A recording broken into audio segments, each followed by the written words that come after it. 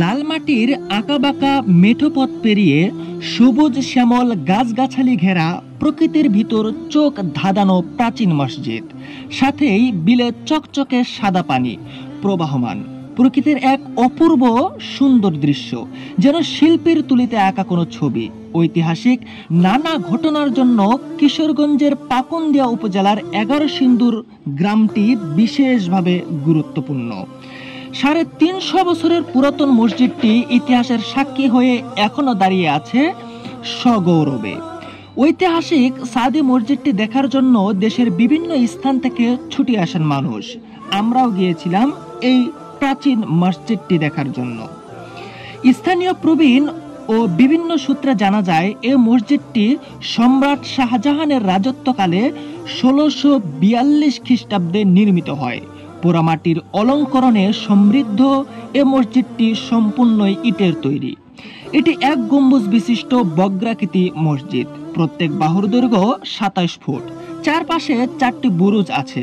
পূর্ব দেওয়ালে 3টি এবং উত্তর ও দক্ষিণ দেওয়ালে 1টি করে প্রবেশদ্বার রয়েছে। প্রবেশ পথগুলোর চারিদিকে পোড়ামাটির চিত্রফলকের কাজ রয়েছে। ভিতরে 3টি অনিন্দ সুন্দর মেহরাব রয়েছে, যা টেরাকোটার দ্বারা অলঙ্কৃত।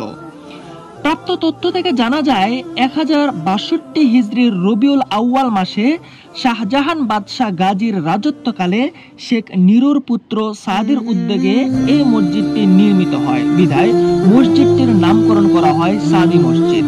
এই মসজিদে একটি শিলালিপিতে আরবি ও ফার্সি ভাষায় বিভিন্ন তথ্য লেখা রয়েছে। স্থানীয় প্রবীণ এক ব্যক্তির কাছে যতটুকু জানতে পেরেছি, তিনি বলেছেন, এই মসজিদে আমার বাপ দাদা নামাজ পড়তেন। আমিও 70 বছর ধরে এখানে নামাজ পড়ছি। ইতিহাসের সাক্ষী এই মসজিদে নামাজ পড়লে মনে শান্তি পাই।